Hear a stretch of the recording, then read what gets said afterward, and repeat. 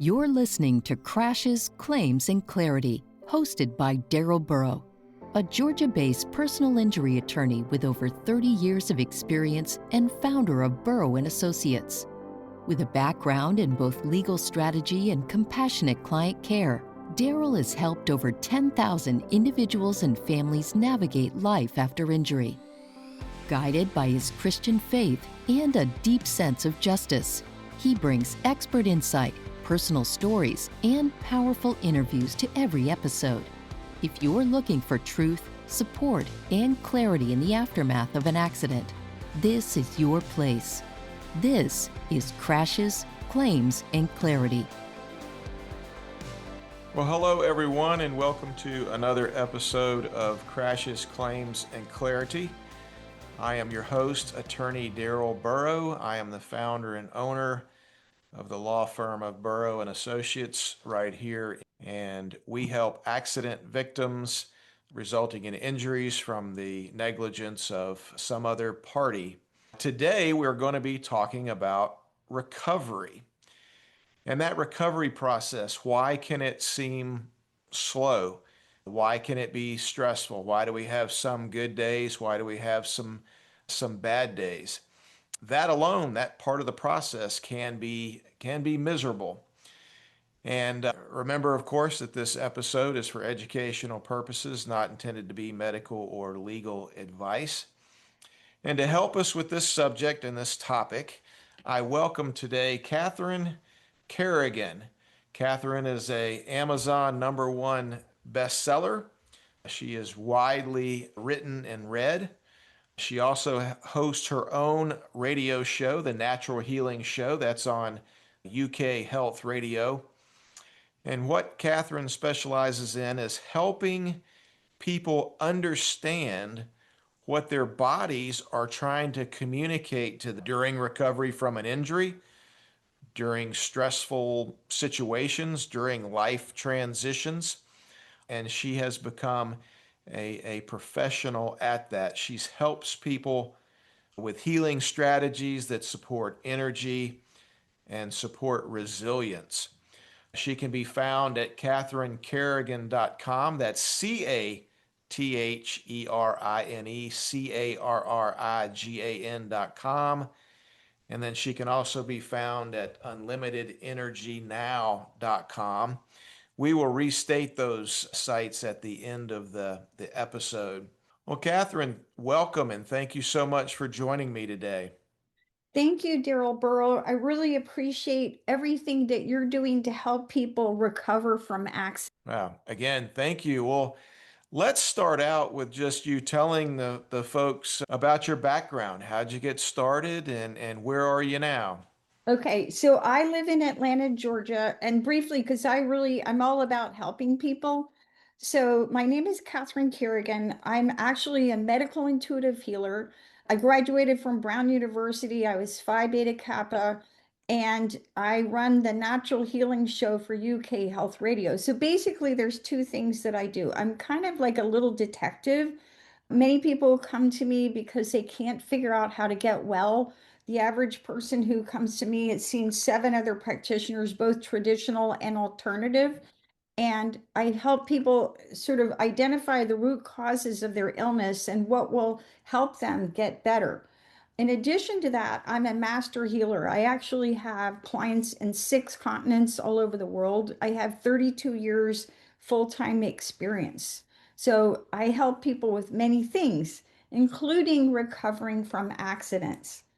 That's wonderful. And thank you so much for your service and so widely known and helpful to so many people across the globe. When we talk about identifying the body communicating to its owner, what does that mean or what does that look like in real life if someone's dealing with recovering from physical injuries? Okay, so I do all my work really prayerfully. And Darrell Burrow, when you invited me to be on the show, I thought I'm going to talk about a subject that many people are not aware of. And that is, I do a healing that I call a postural stress release. So let's say that you're driving a car and you have a wreck, okay? And the thing about having a wreck, as I'm sure you know, sometimes we have a horrific wreck where maybe our car is totaled, we're in multiple car accidents, or multiple car wreck, or we're severely injured, or somebody in our vehicle is severely injured. So whether you're driving the car or whether you're a passenger in the car, when afterwards, when you go to get in a car again, every time your body goes into the position that you were in when you had the wreck, your body remembers and your body pulls up the emotions and the feelings and the Okay. energy that you were in the wreck. And this can show up for you as PTSD. It can show up as, simply fear of getting in a car again, fear of getting in a truck again, reluctance to drive, reluctance to be on the interstate. And again, you and I both live in Atlanta where there's 7 lanes of traffic one way, right? Yep. Yep. You really have to be on your game when you're in a car, in a vehicle in Atlanta.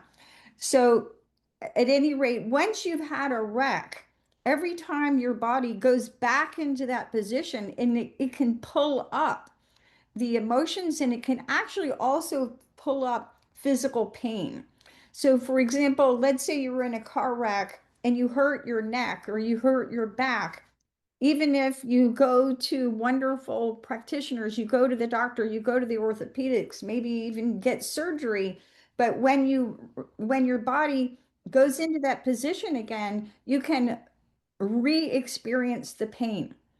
And so part of what I do as a medical intuitive healer is I do healing work to clear out the energy of the wreck so that you don't re-experience the emotions or re-experience the physical pain that you were in. And this I feel is a very important part of healing from a wreck, because so many people think, I'm never going to get on that the interstate again. Right. I'm never going to get in a car again, and so on. What are some examples of that process or the therapies that you use to move people from that, that stuck position that they're in? Yes. So great question. So if I'm working with an individual in person, so let's say obviously most of the time you're driving, you're usually seated. I have you sit in that position and sort of recreate, how your body was when you were driving in the wreck. And then I identify the emotion or emotions that you experienced at that time. And again, you want to have a lot of compassion. One of the words that I use all the time with my clients is compassion, because you may be highly intelligent and you may think you're over it, but we have to understand that your body is like your biography. Your body stores cellular memories of everything that's happened to you, both good and bad. Okay. So I help you identify the emotions that you are feeling. And then also, again, if it's physical pain, again, you may think, well, I went to the chiropractor, I went to the doctor, I got adjusted, I've done my physical therapy, but every time I get in the car again, I have my neck pain, my shoulder pain, my back pain. So I identify the issues, whether it's mental or physical, and then I ask your body what you need to do in order to release that. Now, as I mentioned, I have 32 years full-time experience, so I have a very big menu of techniques that I use.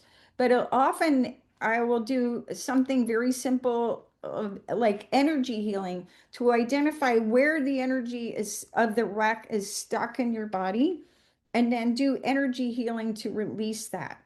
So again, if you've been in Iraq, my heart goes out to you. And I just encourage you to be compassionate and patient to yourself. Or if there's a family member who's been in Iraq, just realize that their physical body is holding the cellular memory of that wreck. But there's things that you can do in order to release that. Do you find that maybe these things don't manifest themselves immediately? And let me give you the physical example. A lot of people, they have they're involved in a wreck and they don't report any injury at the scene, or maybe it's 24 or 48 or however long after they're not really reporting any injury. What about this postural stress? Can it manifest itself at some point later on?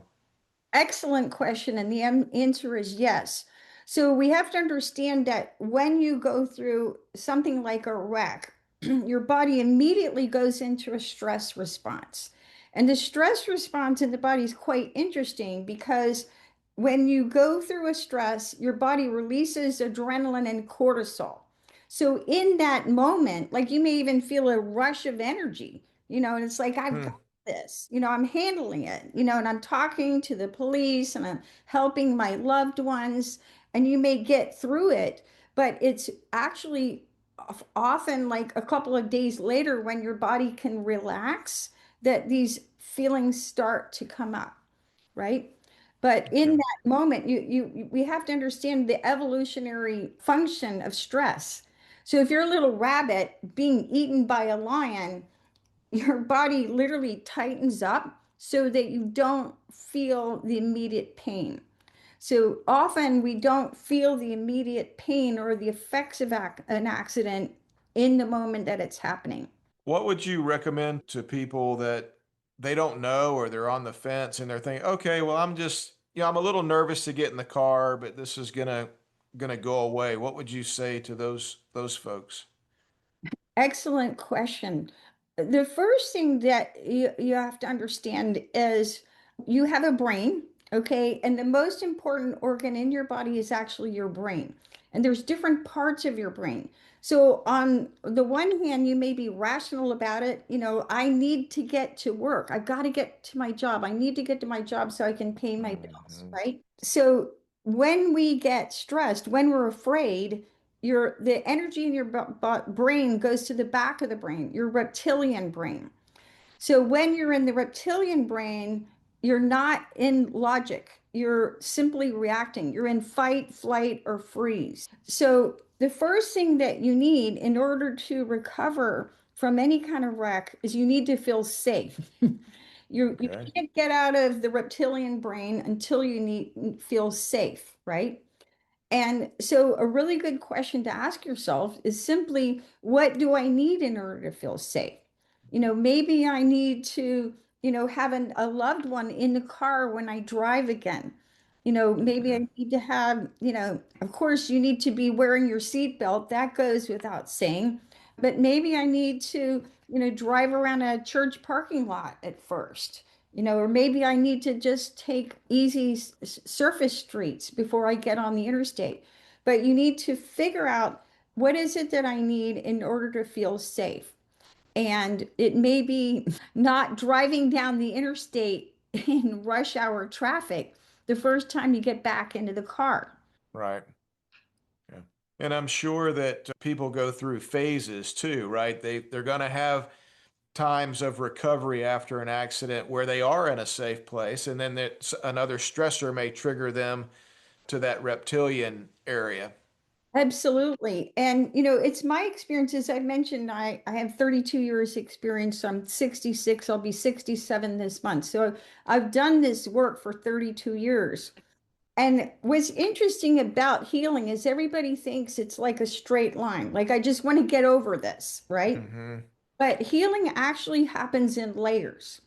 And, you may do a little bit of work. It's like, okay, I practice driving on surface streets. I have a loved one in the car. I feel safe. I'm not driving at rush hour the first time. And so you may think, gosh, I thought I was over this, but here I am re-experiencing the trauma yet again. And it doesn't mean that your efforts didn't work. It means that you're at another level of your healing. So you want Okay. to be really patient with yourself, really compassionate with yourself.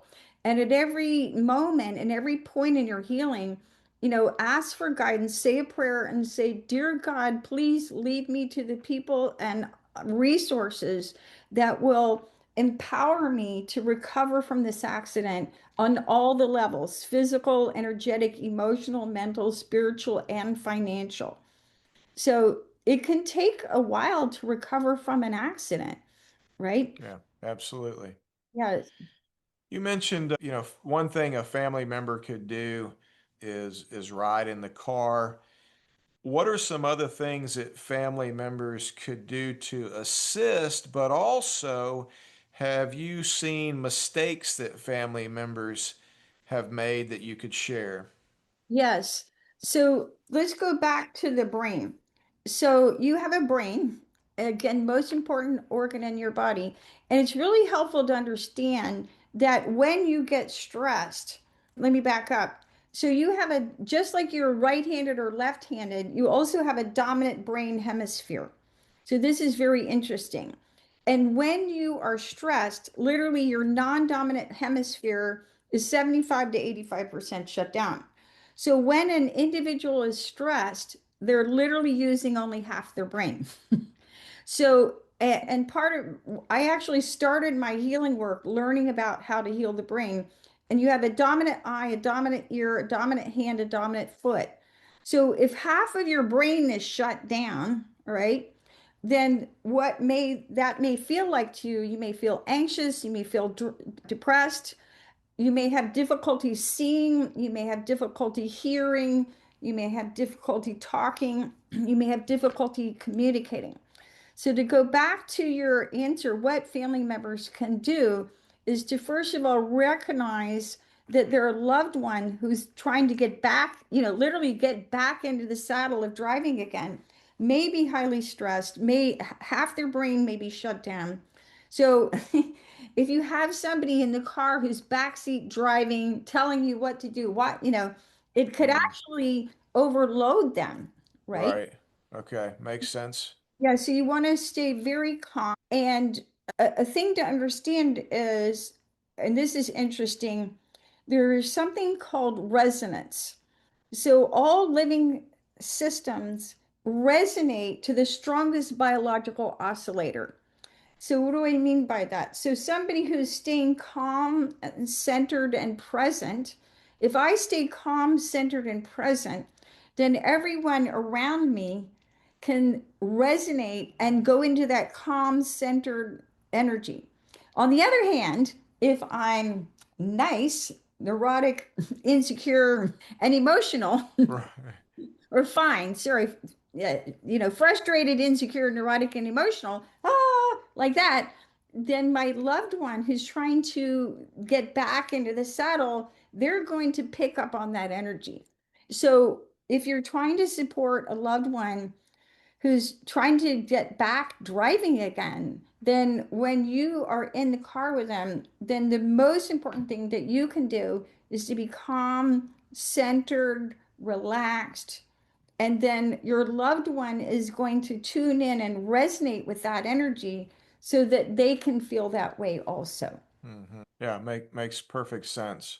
Thank you for that. Yes. And going back to, I talked about the brain. So one of the things that happens when you have a car wreck, you can have what's called an internal head injury. So even if you don't have a gash on your skull, if you've been in a traumatic wreck and somebody's severely injured and you go to the emergency room, they'll check that. But even if you don't have any ostensible wounds, just the fact there's something called whiplash, right? And if Mhm. you're in a wreck, you're going at a certain speed and the your brain literally reverberates from the back of the brain to the front of the brain. So you're hitting your head. So you have internal head injuries.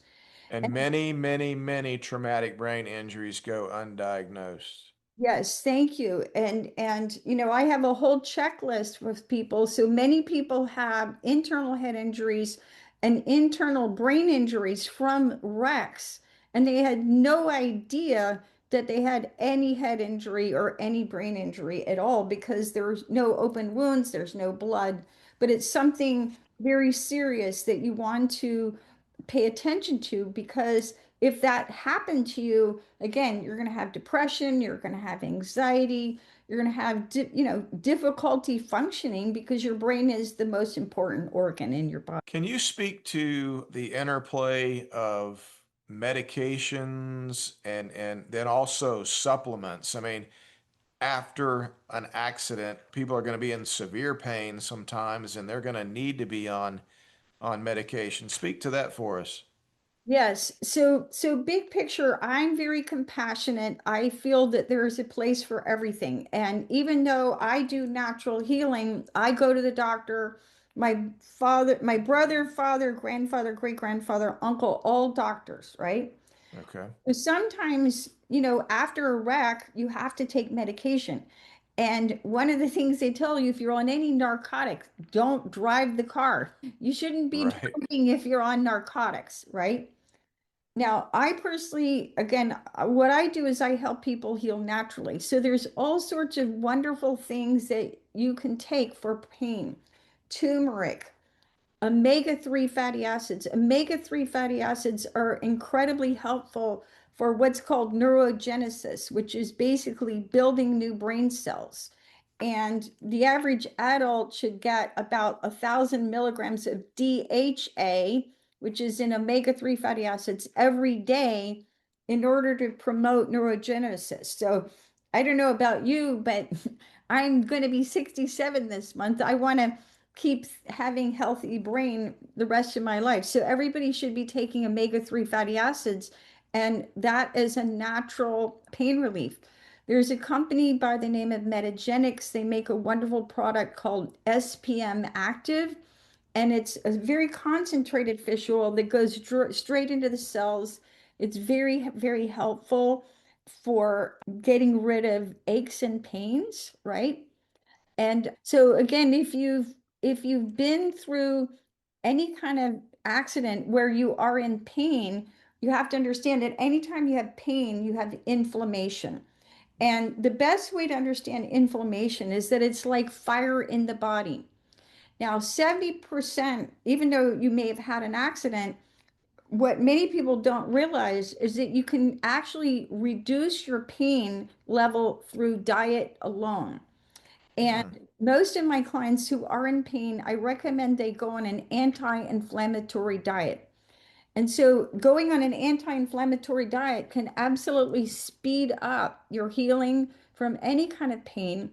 And so a long time ago, to make this simple for everybody, because I work with what I call actual humans as opposed to ones in textbooks, right? You got to Right. make it simple, all right? So if I make it simple, you'll remember.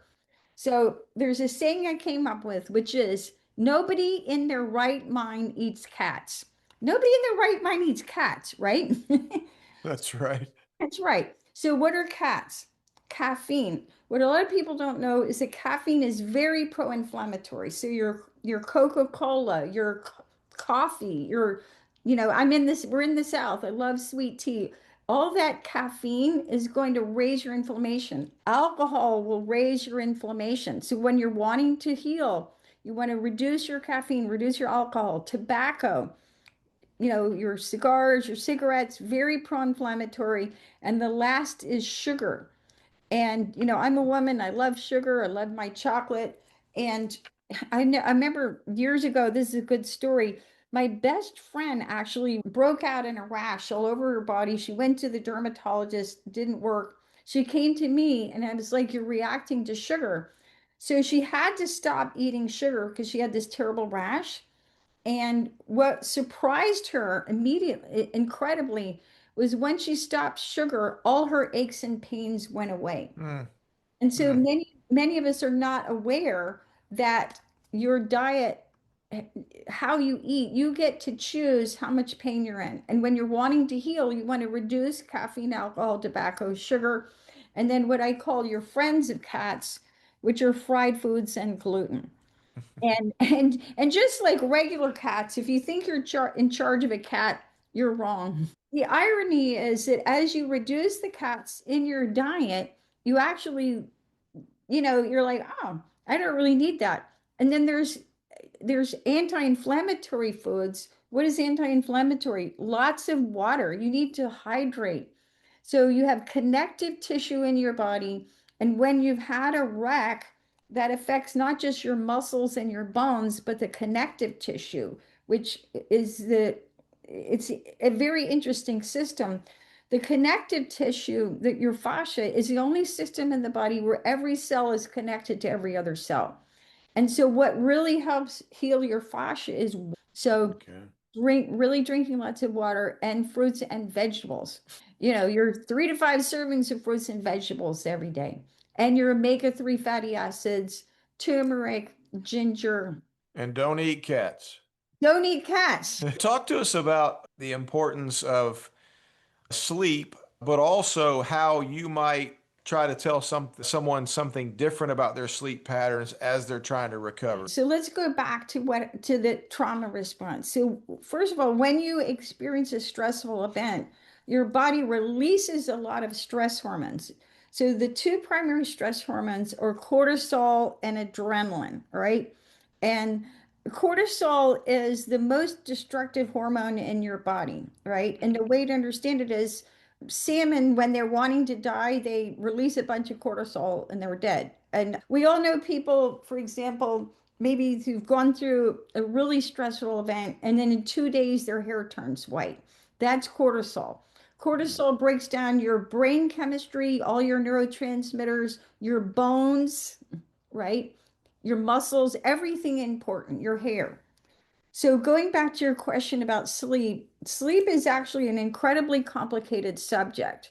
But when you go through a stressful event and your body releases a lot of cortisol and adrenaline can actually wake you up at night, right? So Okay. so after an accident, somebody may notice, wow, I'm waking up at night, and it's because their stress hormones are so high, they can't go to sleep, right? Okay. Right?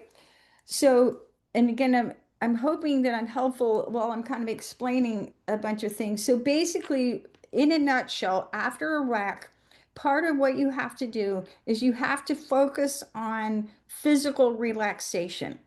And part of that is you want to restore balance to your nervous system. So your nervous system controls everything. Now, in your nervous system, you have two parts, the sympathetic, which responds to stress, and your parasympathetic nervous system, which allows you to relax. Now, interestingly, human beings are programmed to thrive and not to relax. So every neuron in the sympathetic nervous system is connected to 20 other neurons. So in the parasympathetic, it's much slower. So most of us need to actually make an effort in order to relax. And if you don't remember anything that I say today, except for this is what I want you to remember. Your body must physically relax in order to heal. You have to go into a parasympathetic state in order to heal. So, for example, about 2 weeks ago, I was doing a medical intuitive reading actually for a medical doctor, very brilliant lady, and she couldn't get well. And I said to her, I said, the core issue is you're not keeping your nervous system balanced. So each of us needs to really focus on learning how to physically relax. And again, most of us, like you mentioned you have 38 employees, multiple locations. Right. I suspect you're a very hardworking Okay. individual, right? Yes. So you have to create time and space in your life in order to relax. And that can look different for everybody. For one person, it may be watching, Georgia play football on a Sunday afternoon and just Right. hanging out, right? I've taught yoga now for That's actually very stressful for a lot of people. that may or may not be like, oh my God, depending on who they're playing, right? Okay. Right? But so stress management is a real thing, right? But just realize if you've been in a car wreck, part of what can happen is your nervous system can become stuck in the sympathetic side. So you're stuck in the stress. And many of my clients are really brilliant people and they know they're stressed, but they can't get out of it. And practicing yoga, deep breathing exercises are free. One of my 10 books is called The Little Book of Breath Work. During the pandemic, I gave it away to people in 17 different countries, And if you're listening to this broadcast, I will send you that book for free. If you email Catherine at catherinecarrigan.com, so that's Catherine, Catherine, Carrigan is my last name. Email Catherine at catherinecarrigan.com. Tell me that you listened to Darrell Burrow and his wonderful podcast, and that you would like a free copy of my book, The Little Book of Breath Work. And that book, it was actually named one of the top 30 wellness books of all time by Esquire magazine. Wow. But it contains breathing exercises and hand mudras that help people get out of stress. And it has a little routine that will cut anxiety in half in about 8 minutes. Wow. And Wow. Xanax doesn't even work that fast. So again, if you're listening, I'm happy to give you that for free. And breathing is free, no matter what your socioeconomic situation is. You can breathe. You can do that in the middle of the night when you're waking up, feeling stressed. And so there's many different techniques that help you balance your nervous system. But just realize that if you've been through a car wreck, part of what you have to do in order to heal is to actually learn how to relax. Yeah. Well, Catherine, we're out of time. It's been tremendous, informative. It's been great. Tell us all, where can we find you? How can we follow you? Where can we get your publications? Give us all those things, please. Thank you. So my website is catherinecarrigan.com. And again, it's Catherine with a C, last name Carrigan.com. Also, I have a second website, unlimitedenergynow.com. Lots of free resources on there. And then my books, I have published 10 books available on Amazon. If you don't like to read, 8 of them are available as audiobooks. And I'm on YouTube. So anyway, I'm here to be of service to the planet. I have a very blessed, and I love helping people. So hopefully I've helped you today, and hopefully Darrell is helping you as well recover. It's been very informative. It's been wonderful. Again, folks, I'm Darrell Burrow. If you've been involved in an accident, you can find me at www.legalatlanta.com. Thank you so much, Catherine. It's been a blessing. Okay, thank you. Bye. Bye-bye. You've been listening to Crashes, Claims, and Clarity with attorney Darrell Burrow, founder of Burrow & Associates and a trusted advocate for over 30 years. If today's episode helped bring clarity or hope after an accident, be sure to follow, subscribe, and leave a review. To connect with Darrell or learn more, visit legalatlanta.com. Join us next week for another honest, faith-centered conversation about recovery, rights, and moving forward after injury.